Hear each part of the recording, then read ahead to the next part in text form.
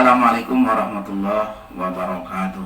Waalaikumsalam warahmatullahi wabarakatuh. Innal hamdalillah shalli wa sallim ala Rasulillah wa ala alihi wa sahbihi wa wala ma ba'du. Amma ba'd.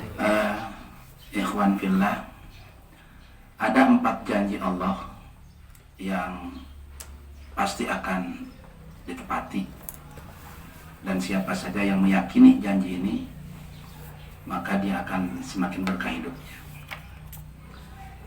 4 janji itu, yang pertama adalah ketika hambaku bersyukur atas segala nikmat yang aku berikan, maka pasti akan aku tambah kenikmatan itu. La in syakartum la azidannakum Wa la in kafartum inna adzabi lasyadid. Ketika seseorang mendapatkan nikmat, maka pasti akan aku tambah kenikmatan itu. Tapi sebaliknya ketika dia kufur, maka sesungguhnya azabku sangat pedih. Syukur itu terbagi 2. Yang pertama, syukur secara qauliyah, secara ucapan. Setelah kita menerima atau mendapatkan kenikmatan, maka kita mengucap alhamdulillah.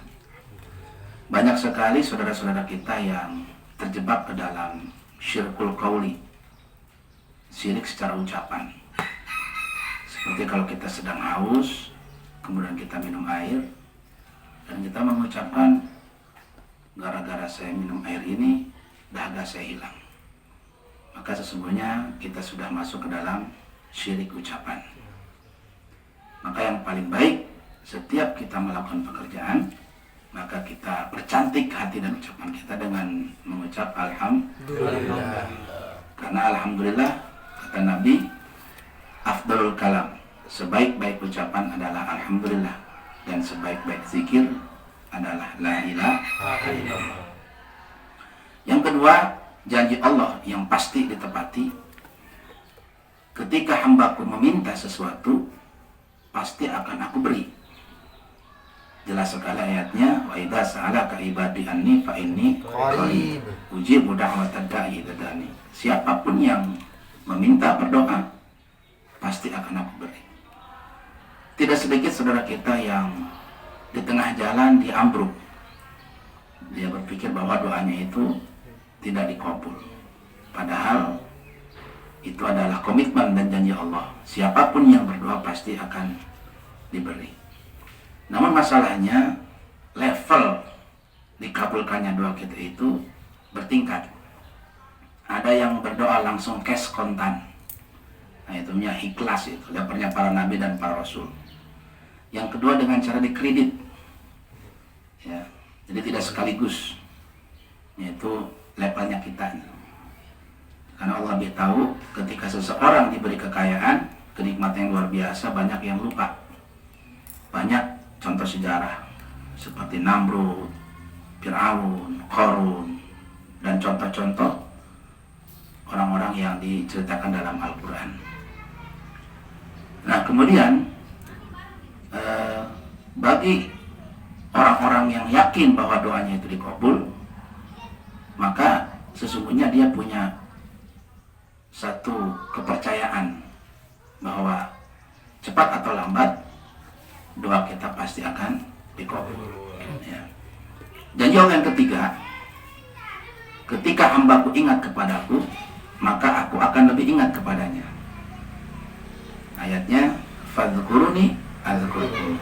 Kalau dia ingat kepadaku, maka aku akan lebih ingat kepadanya. Dan yang keempat, janji Allah yang tidak akan pernah diingkari adalah ketika dia bertobat, maka akan aku terima tobatnya, sebesar apapun dosa orang itu. Oleh karena itu saudaraku, bahwa hidup kita ini sebenarnya sudah diatur, sudah diukur. Kalau tadi saya menyampaikan tentang orang yang bersyukur tadi itu, bahwa syukur ada 2, yang pertama dengan qauliyah, yang kedua dengan fi'liyah, dengan perbuatan.